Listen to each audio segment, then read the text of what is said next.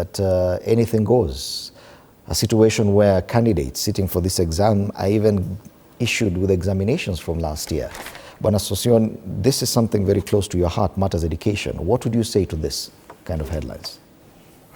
Well, it's a very extensive conversation, and probably we need a standalone time to discuss education. The Kenya Kwanza education policy framework was conceived out of extensive public conversations, and it appreciated that there are huge challenges within the sector that it cannot be fixed all at once, but we must have a proper framework of addressing all of them, ranging from funding model to complete review of CBC, and one of them was downgrading KPSEA exams to a mere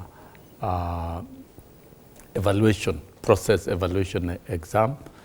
And to me, I think we are yet to see proper traction of the policies adopted by Kenya Kwanza administration as contained in the Presidential Working Party in education reforms, PWBR, where we expect the comprehensive school model to take shape. That now we no longer have what you call primary and secondary. We only have comprehensive schools spanning pre-primary to grade 9, and with a master plan to improve the quality framework in terms of infrastructure, in terms of quality teaching and learning resources, in terms of effective teacher deployment and preparation for that level. So that then KPSEA exams is just one of the national evaluation, routine evaluation test. But as you can see, some private operators, and there have been a lot of flagships of businesses within the education sector from 2013, including the operation of extensive private schools that operate outside the set guidelines and law. And you can see students being taken through evaluation tests that are not part of the Kenya National Examination Council. That's is actually a crime. Somebody should be in by now. And I think for us to witness proper traction and results and indicators of the Kenya Kwanza education framework is to fully and totally implement the Presidential Working Party report on education and reforms, and quickly administratively reconfigure the Ministry of Education in 2 areas. One,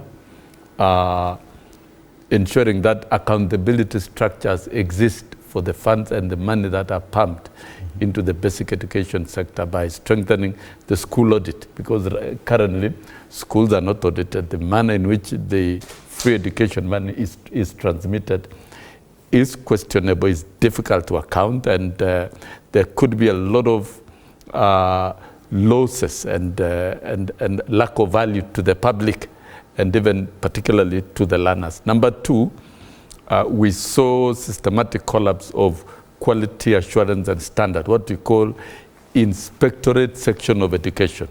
No education in the world and within the Commonwealth standards can operate without an inspectorate or quality assurance framework. Like now, as Kenya, let us ask ourselves, we are rolling out a new curriculum which nobody understands, is resource intensive, and I don't think the economy is strong enough to sufficiently deliver what is intended within the ideal CBC framework. It's resource intensive. The human resource has not been adequately prepared. We don't have proper preparation of infrastructure. But wasn't it all? We don't have a monitoring and evaluation system to give us adequate feedback so that we can address the gaps. Why? We have a dead quality assurance and standards department. So there are a lot of things to be dealt with in terms of leadership, in terms of management, in terms of education planning and due execution, rather than leaving it to whimsical political moods of the moment. You know, political moods will keep changing every 5 years or every 10 years. But education is a commodity of perpetuity, which is a right to all households across the country, and that must be offered equitably, qualitatively to all children. So there's a lot of work to be done within the sector. That I agree. But that is subject to points out proper framework. Education should not be left to the